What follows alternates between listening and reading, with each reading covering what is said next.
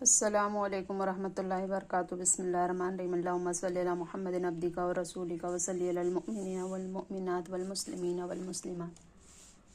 خبردار دیوانوں کے دل کو نہ دکھاؤ۔ پیارے اسلامی بھائی اور بہنوں، یہ دونوں حکایت نہایت رقت انگیز اور عبرت خیز ہے۔ ایسے بہت سے گدڑی میں چھپے ہوئے لال ہیں جو بظاہر میلے، کچیلے اور حقیر نظر آتے ہیں، مگر وہ بارگاہ الہی میں محبوبیت کی ایسی بلند ترین منازل پر فائز ہوتے ہیں کہ مولا تعالیٰ ان کو اپنے قرب خاص کی عزت و عظمت کا تاجدار بنا دیتا ہے، اور ان کا سینہ عشق حبیب صلی اللہ علیہ وسلم کا مدینہ بنا کر انہیں ایسا مخزن انوار بنا دیتا ہے کہ ان کی نگاہ سے بے قیمت ذرے رشک آفتاب و غیرت مہتاب بن جاتے ہیں۔ اس لیے ان بظاہر فرسودہ حال فقراء کو ہرگز کبھی حقارت کی نظروں سے نہیں دیکھنا چاہیے، بلکہ ہو سکے تو ان کی خدمت کر دے، ورنہ کم سے کم اتنا خیال رکھے کہ ان لوگوں کی کوئی دل آزاری نہ ہونے پائے، چاہے تو اشاروں سے اپنے کایا ہی پلٹ دے دنیا کی۔ یہ شان خدمتگاروں کی سرکار کا عالم کیا ہوگا صلی اللہ علیہ وسلم۔ اپنی انا کو فنا کر دو۔ پیارے اسلامی بھائی اور بہنوں، اللہ عز و جل کرے ہم سراپا اخلاص بن جائے، جس طرح ہمارے بزرگان دین زیور اخلاص سے مزین ہوا کرتے تھے، ہماری عبادات بھی اس زیور سے آراستہ ہو جائے۔ اللہ عز و جل کرے ہمارے دلوں سے میں کی مصیبت اور انانیت کی آفت ٹل جائے، اور اللہ عز و جل کرے ہم حضرت یحییٰ بن معاذ رضی اللہ رحمۃ اللہ تعالی علیہ کے اس قول مبارک پر عمل پیرا ہو جائے، جیسا کہ اخلاق الصالحین میں حضرت فقی اعظم ابو یوسف محمد شریف صاحب کوٹلوی رحمۃ اللہ تعالی علیہ فرماتے ہیں، حضرت سیدنا یحییٰ بن معاذ رحمۃ اللہ تعالی علیہ سے سوال ہوا کہ انسان کب مخلص ہوتا ہے؟ فرمایا، جب شیر خوار بچے کی طرح اس کی عادت ہو۔ شیر خوار بچے کی کوئی تعریف کرے تو اسے اچھی نہیں لگتی، اور مذمت کرے تو اسے بری نہیں معلوم ہوتی۔ جس طرح وہ اپنی تعریف و مذمت سے بے پرواہ ہوتا ہے، اسی طرح انسان جب اپنی تعریف و مذمت کی پرواہ نہ کرے تو مخلص کہا جا سکتا ہے۔ پیارے اسلامی بھائی اور بہنوں، اور جو عاجزی کرتا ہے وہی کامیاب ہے۔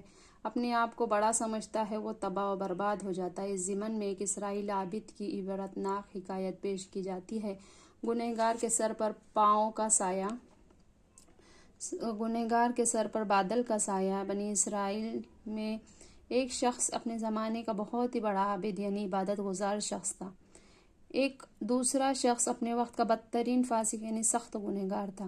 ایک دن فاسق نے دیکھا کہ وہ عابد دھوپ میں بیٹھا ہوا ہے اور بادل کے ایک ٹکڑے نے اس کے سر پر سایہ کر رکھا ہے۔ فاسق کے دل میں خیال آیا، کیوں نہ میں بھی اس عابد کے ساتھ بادل کے سائے میں بیٹھ جاؤں۔ کیا عجب کہ اسی نیک بندے کی برکت سے مجھ گنہگار کی بخشش فرما دے، اللہ عز و جل مجھ گنہگار کی بخشش فرما دے۔ چنانچہ وہ گیا اور اس کے ساتھ بیٹھ گیا۔ عابد کے پاس بیٹھنا ناگوار گزرا۔ عابد کو اس کے پاس بیٹھنا ناگوار گزرا اور اس کی زبان سے متکبرانہ جملہ نکلا، یہ رسوائے زمانہ اور بدکار شخص میرے ساتھ کہاں آ بیٹھا؟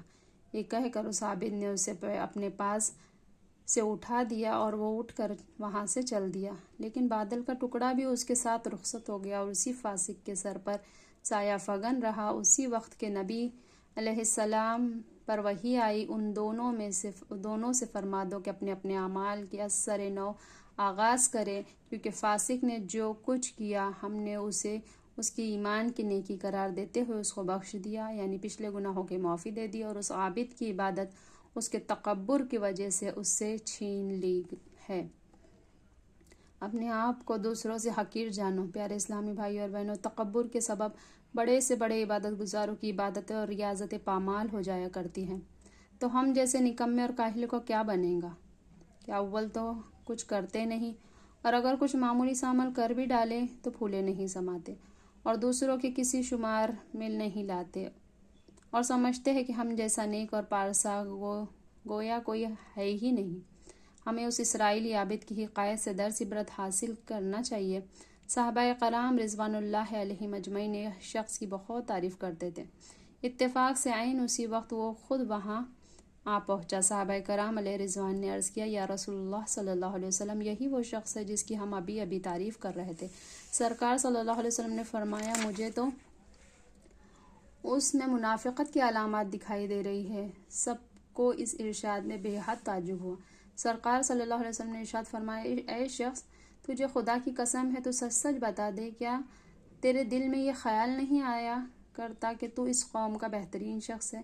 اس نے جواب دیا، سچ تو یہ ہے کہ مجھے یہ خیال آتا رہتا ہے، یعنی میں ہی اس قوم کا بہترین شخص ہوں۔ حضرت امام غزالی رحمۃ اللہ تعالیٰ علیہ کیمیائے سعادت میں اس حدیث کو نقل کرنے کے بعد فرماتے ہیں کہ ہمارے حضور صلی اللہ علیہ وسلم نے نور نبوت سے اس کی باطنی خباثت کو ملاحظہ فرما لیا تھا، اس لیے اس کو منافقت سے تعبیر فرمایا، جو بالکل صحیح نکلا۔ اے ہمارے پیارے اللہ عز و جل خصوصاً ہمارے ہر مبلغ بھائی کو اور عموماً تمام اسلامی بھائیوں اور بہنوں کی اخلاص کی دولت سے مالا مال فرما اور ہمیں تکبر اور ریاکاری کی تباہ کاری سے بچا لے، آمین بجاہ النبی الامین صلی اللہ علیہ وسلم۔ اب امر بالمعروف کرنے کے ادب میں تیسرے ادب کا بیان کیا جاتا ہے، نیکی کی دعوت نرمی اور شفقت اور خوش اخلاقی کے ساتھ دے۔ پیارے اسلامی بھائی اور بہنوں، نیکی کی دعوت دیتے ہوئے نرمی اور شفقت اختیار کرنی چاہیے۔ پیار سے بڑے زوراور بھی زہر ہو جاتے ہیں، اور شدت کرنے اور جذباتی بننے سے بعض اوقات کام بنتے بنتے بگڑ جاتا ہے فلاح و کامرانی نرمی و آسانی میں، ہر بنا کام بگڑ جاتا ہے نادانی میں۔ برتن میں سوراخ۔ یاد رکھو، کسی کو گرمی اور غصے سے سمجھانے کی مثال ایسی ہے جیسے کسی نے برتن میں پانی بھرنے سے پہلے ہی اس کے پیندے میں سوراخ کر دیا۔ لہٰذا نہایت ہی نرمی اور متانت سے نیکی کی دعوت دینی چاہیے۔ چنانچہ قرآن مجید میں اللہ عز و جل کا فرمان عالی شان ہے، ادعو الی سبیل ربک بالحکمۃ والموعظۃ الحسنۃ وجادلہم باللتی ہی احسن۔ اپنے رب عز و جل کی راہ کی طرف بلاؤ، پکی تدبیر اور اچھی نصیحت سے، اور ان سے اس طریقے پر بحث کرو جو سب سے بہتر ہے۔ کائنات کی کایا پلٹ گئی۔ پیارے اسلامی بھائی اور بہنوں، دیکھا آپ نے، ہمارے پیارے پروردگار عز و جل نے ہمیں احسن طریقے سے دوسروں کی نیکی کی دعوت دینے کی تلقین فرمائی ہے۔ ہمارے پیارے آقا سید المبلغین امام المرسلین صلی اللہ تعالیٰ علیہ وسلم کے اخلاق حسنہ اور انداز حسن تبلیغ کو دیکھیے کہ آپ صلی اللہ علیہ وسلم نے اپنے پروردگار کی عطا کردہ توفیق موعظہ حسنہ سے وحشت و بربریت سے لبریز خونریز انسان بدتر از حیوان کو کس طرح انسان کے بلند و بالا منصب پر فائز کر دیا۔ ہمارے آقا صلی اللہ علیہ وسلم بگڑے ہوئوں کو کس حسن تدبیر سے تقدیر کو بدل دیتے تھے، اس کی ایک حسین جھلک ملاحظہ ہو۔ چنانچہ مجھے گناہ کی اجازت دیجیے۔ ایک نوجوان ہم غم زدوں کے دل کے چین سرور کونین صلی اللہ علیہ وسلم کی خدمت بابرکت میں حاضر ہوا اور اس نے عرض کیا، یا رسول اللہ صلی اللہ علیہ وسلم، مجھے زنا کی اجازت دیجیے۔ یہ سنتے ہی تمام صحابہ کرام علیہ رضوان جلال میں آ گئے اور اسے مارنا چاہا تو حضور اکرم رحمت عالم صلی اللہ علیہ وسلم نے فرمایا، اس کو مت مارو۔ پھر اس کو اپنے پاس بلا کر بٹھایا اور نہایت ہی نرمی کے ساتھ فرمایا، نوجوان مرد، کیا تجھے پسند ہے کہ کوئی شخص تیرے مال سے ایسا فعل کرے؟ اس نے کہا، میں اس کو کس طرح روا رکھ سکتا ہوں؟ تو حضور صلی اللہ علیہ وسلم نے فرمایا کہ پھر دوسرے لوگ تیرے بارے میں اس کو کس طرح روا رکھ سکتے ہیں؟ پھر آپ صلی اللہ علیہ وسلم نے دریافت کیا، تیری بیٹی سے اگر کہ ایسا کرے تو اس کو پسند کرے گا؟ کہا نہیں۔ آپ صلی اللہ علیہ وسلم نے فرمایا، تیری بہن سے اگر کوئی ایسا ناشائستہ حرکت کرے، یا پھر یہی خالہ سے۔ اسی طرح آپ صلی اللہ علیہ وسلم نے ایک ایک رشتے کے بارے میں سوال فرمایا اور وہ کہتا رہا، مجھے پسند نہیں، اور لوگ بھی رضامند نہیں۔ تب حضور اکرم رحمت مجسم صلی اللہ علیہ وسلم نے اس کے سینے پر ہاتھ رکھ کر بارگاہ خداوندی میں عرض کیا، یا الہی، اس کے دل کو پاک فرما دے اور اس کی شرمگاہ کو بچا لے اور اس کا گناہ بخش دے۔ اس کے بعد وہ شخص تمام عمر زنا سے بیزار رہا۔ اجابت کا صحرا، عنایت کا جوڑا، دلہن بن کے نکلی دعائے محمد صلی اللہ علیہ وسلم۔ اجابت نے جھک کر گلے سے لگایا بڑی ناز سے جب دعائے محمد صلی اللہ علیہ وسلم۔ پیارے آقا صلی اللہ علیہ وسلم کے حسن اخلاق کا ایک اور ایمان افروز واقعہ ملاحظہ ہو۔ اذان کی برکت سے ایمان نصیب ہو گیا۔